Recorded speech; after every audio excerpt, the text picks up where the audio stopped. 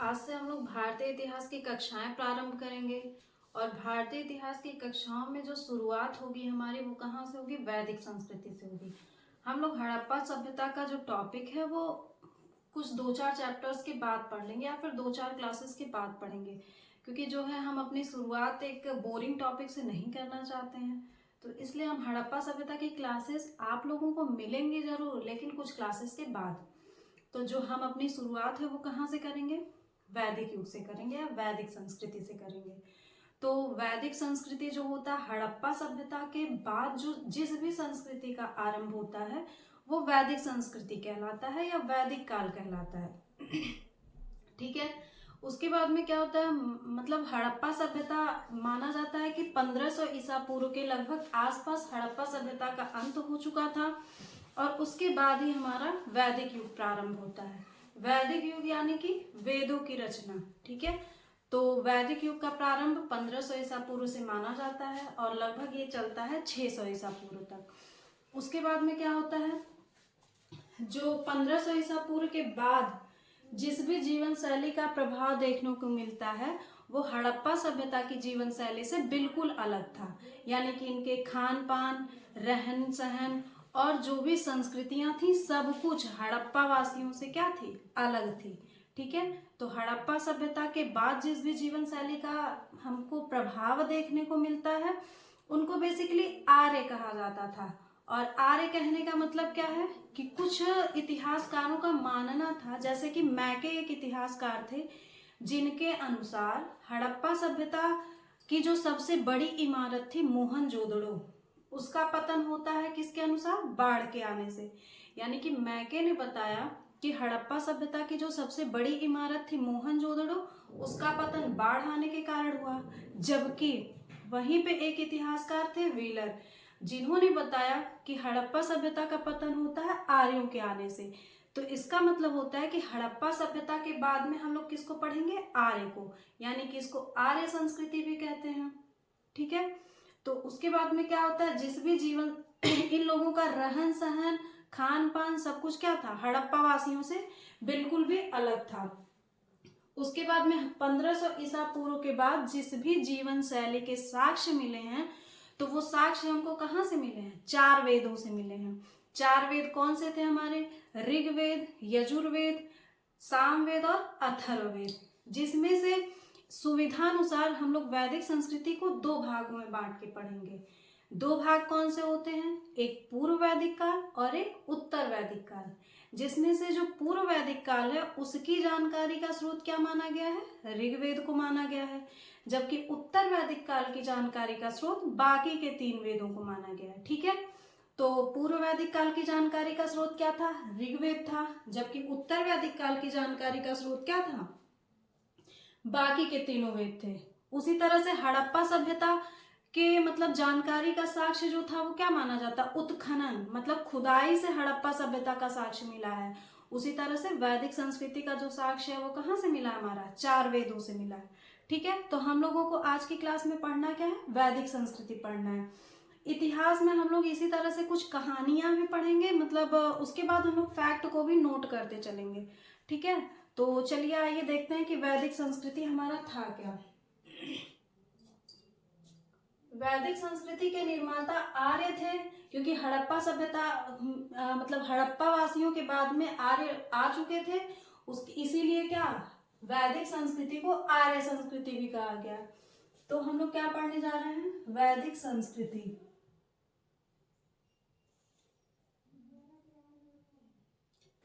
वैदिक संस्कृति, ये जो समय काल है ये कब से कब तक का है? 1000 ईसा पूर्व से लेकर के 1000 ईसा पूर्व से लेकर के 600 ईसा पूर्व तक का जो समय काल माना गया है वो क्या माना गया है? वैदिक संस्कृति या वैदिक काल माना गया है। ठीक है। तो जो वैदिक संस्कृति है, हम क्या कहे हैं कि वैदिक संस्कृति के निर्माता आर्य थे, अतः वैदिक संस्कृति को क्या कहा गया है? आर्य संस्कृति भी कहा गया है। आर्य संस्कृति। यहाँ पे जो आर्य शब्द है इसका अर्थ क्या होता है? श्रेष्ठ। आर्य का अर्थ श्रेष्ठ बताया गया है। ठीक है, आर्य का क्या अर्थ होता है? श्रेष्ठ होता है। उसके बाद हम लोग क्या देखेंगे, वैदिक संस्कृति को सुविधानुसार हम लोग दो भागों में बांट के पढ़ते हैं। दो भाग कौन से थे हमारे? एक आता है पूर्व वैदिक काल और एक आता है हमारा उत्तर वैदिक काल। पूर्व वैदिक काल और अगला क्या आता है? उत्तर वैदिक काल।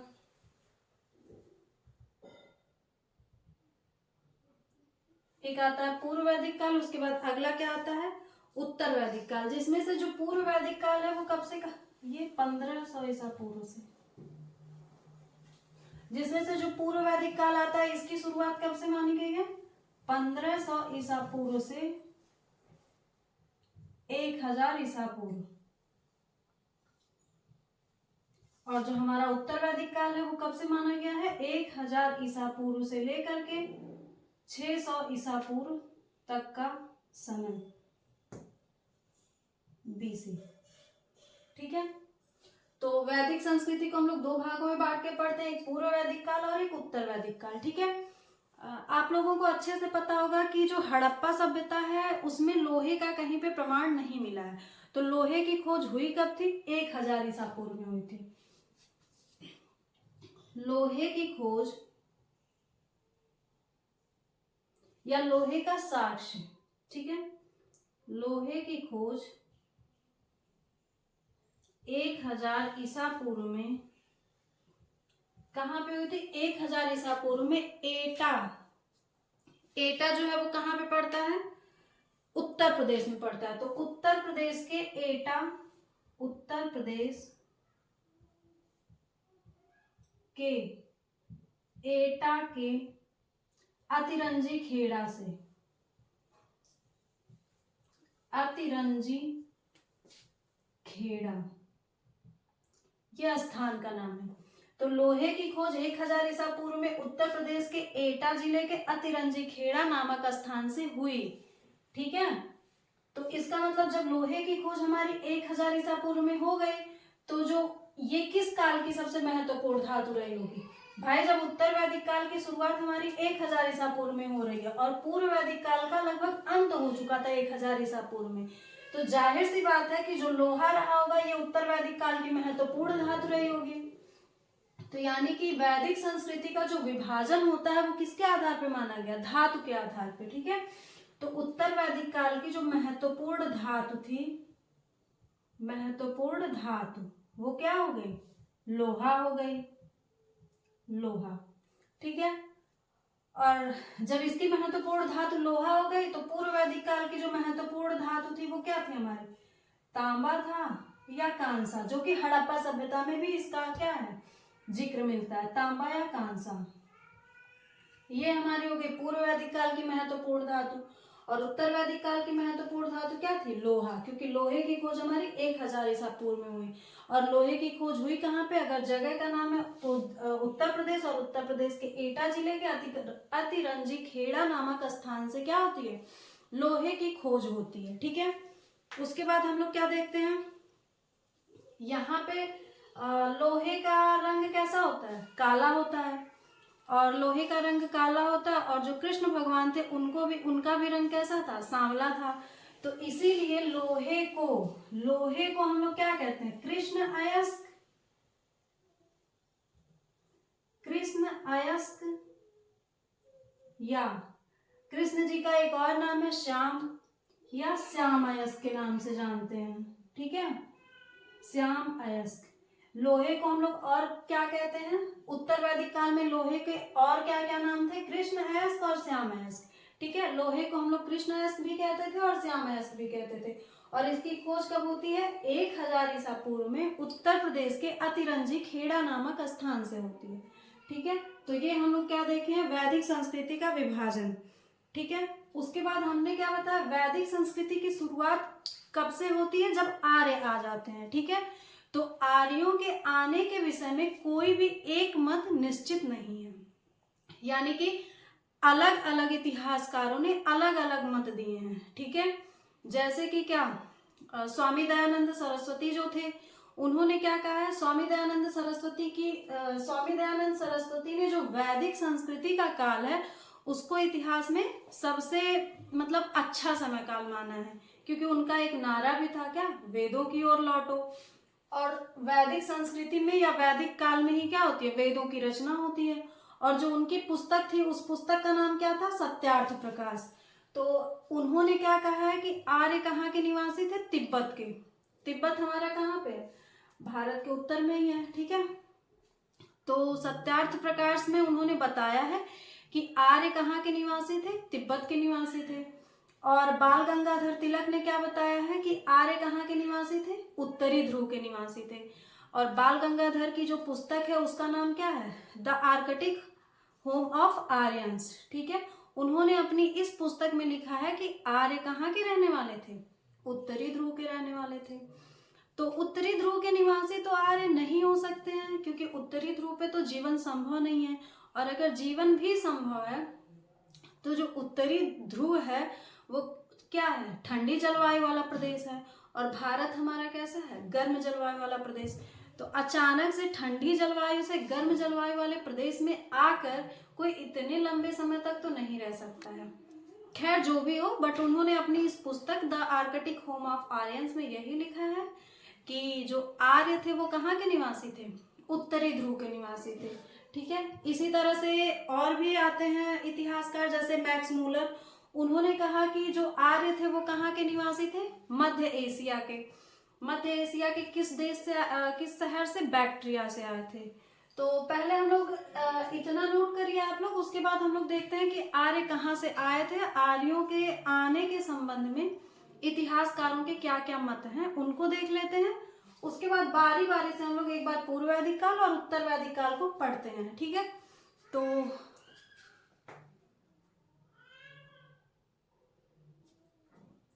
तो चलिए पहले देखते हैं आर्यों का मूल निवास स्थान क्या था।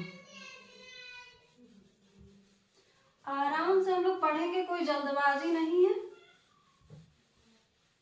लेकिन जो भी पढ़ेंगे वो क्या होगा, तैयार करते चलेंगे। आर्यों का मूल निवास स्थान,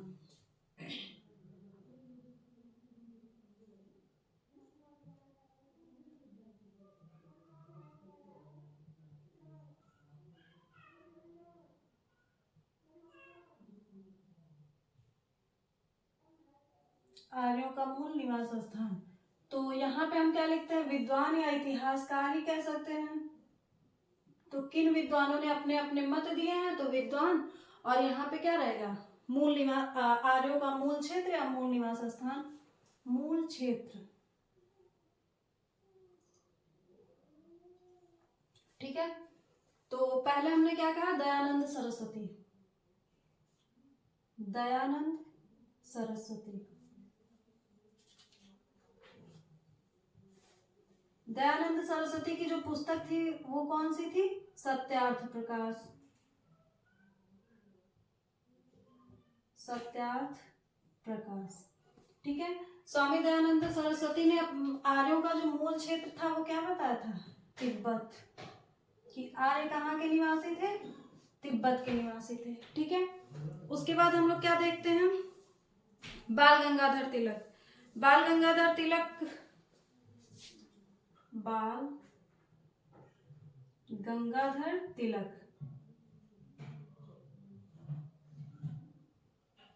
बाल गंगाधर तिलक ने क्या कहा था आर्यों के बारे में, कि आर्य कहाँ के निवासी थे, उत्तरी ध्रुव के निवासी थे, उत्तरी ध्रुव। और इनकी पुस्तक का क्या नाम है, the Arctic home of Aryans, the Arctic home of Aryans.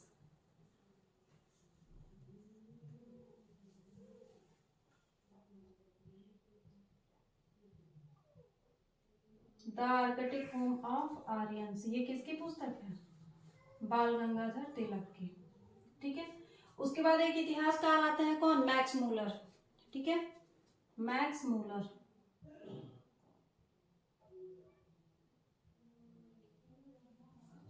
ठीक है, मैक्स मूलर ने आर्यों के बारे में क्या बताया था, कि आर्य कहाँ के रहने वाले थे, मध्य एशिया,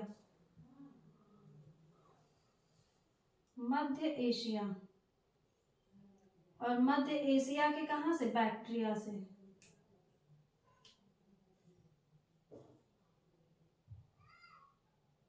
मध्य एशिया के बैक्ट्रिया से आए थे आर्य, ठीक है। उसके बाद एक आते हैं एलडी कल्ला। एलडी कल्ला ने क्या कहा है?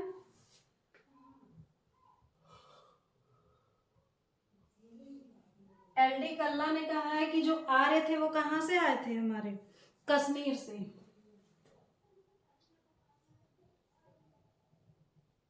कश्मीर या हिमालय क्षेत्र से, हिमालय क्षेत्र से, ठीक है। ये कुछ हमारे विद्वान थे जिन्होंने आर्यों का क्या निवास स्थान बताया, ठीक है। उसके बाद में एक विद्वान और आते हैं डॉक्टर अविनाश चंद्र, जिन्होंने क्या बताया था? सप्त सैंधव क्षेत्र। डॉक्टर अविनाश चंद्र,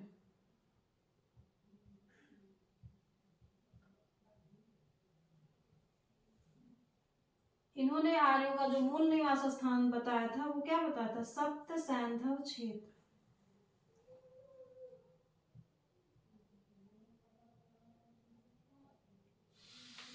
सप्त सैंधव क्षेत्र का क्या मतलब होता है? सिंधु और उसकी सहायक नदियों का क्षेत्र, ठीक है। सिंधु और उसकी सहायक नदियों में टोटल 7 नदियां आती हैं, तो उसी के क्षेत्र को ही सप्त सैंधव क्षेत्र कहा जाता है, ठीक है।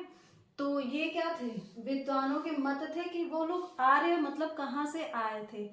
तो और जो आर्य जब आ गए थे तो हड़प्पा सभ्यता के लोगों से इनका क्या था? जीवन, रहन सहन सब कुछ अलग था। और इन लोगों का जो जीवन था वो कैसा था? कबीलाए प्रकार का था, यानी कि घुमक्कड़ किस्म के थे ये लोग। और ऐसा क्यों था? क्योंकि इन लोगों का जो मुख्य पेशा था वो क्या था? पशुपालन था। जब मुख्य पेशा पशुपालन है तो पशुओं को चराने के लिए चरागाह की जरूरत होगी, तो इसलिए ये लोग क्या करेंगे? एक जगह से दूसरी जगह घूमते फिरते रहते थे, ठीक है।